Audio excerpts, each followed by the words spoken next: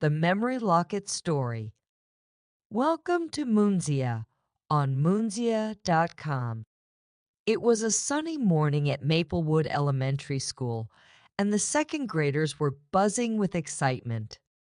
Today was show and tell day, a time when they could share something special with their classmates. Rosita, a quiet girl with big brown eyes, clutched her old locket tightly as she walked into the classroom. "Good morning, everyone." Mrs. Johnson greeted the class. "Who would like to go first?" Rosita hesitated for a moment, then raised her hand. She stood up, her heart racing, and walked to the front of the room. Her classmates stared at her, curious and eager to see what she would reveal.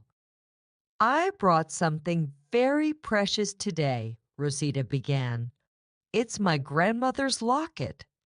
The room fell silent.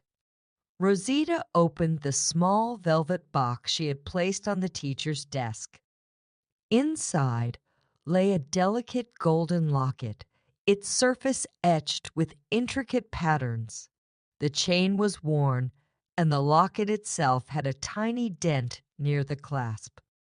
"My grandma gave this to me before she passed away last month," Rosita continued. "She said it was a family heirloom, something that had been passed down for generations." Her classmates leaned forward, their eyes wide. Timmy, who sat in the front row, raised his hand. "Rosita, why is it so special?" Rosita smiled.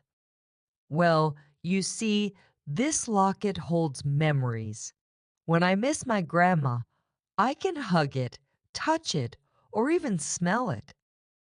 She paused, her voice soft. "It makes me feel close to her." "But why not just keep a photo?" asked Emily, her best friend. "Why carry this old locket?" Rosita took a deep breath. "Because this locket is more than just metal and stone. It's a connection to Grandma. When I hold it, I remember her warm hugs, her laughter, and the stories she used to tell me. It's like she's still here with me." Mrs. Johnson nodded. "Rosita, that's a beautiful way to remember your grandma." Sometimes things we can touch and feel help us cope with loss. The other kids had questions too. Johnny asked if Rosita ever talked to the locket, and she admitted she did. "I tell it about my day, my dreams, and sometimes even secrets," she said. Lila wondered if the locket made Rosita sad. "Sometimes," Rosita replied, "but it also brings me comfort. It's like having a piece of Grandma's love right here." As Rosita shared her feelings, the classroom felt warmer. The kids understood that loss wasn't just about tears, it was about remembering and cherishing the love we had. They realized that Rosita's locket was her way of healing, of keeping Grandma's spirit alive. At recess, Rosita sat under the big oak tree, holding the locket. Emily joined her.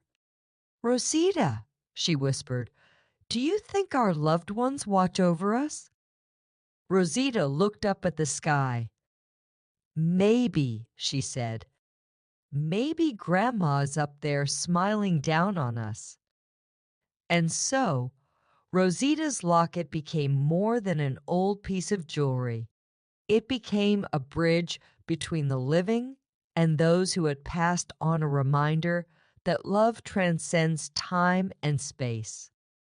As the bell rang, Rosita put the locket back in its velvet box.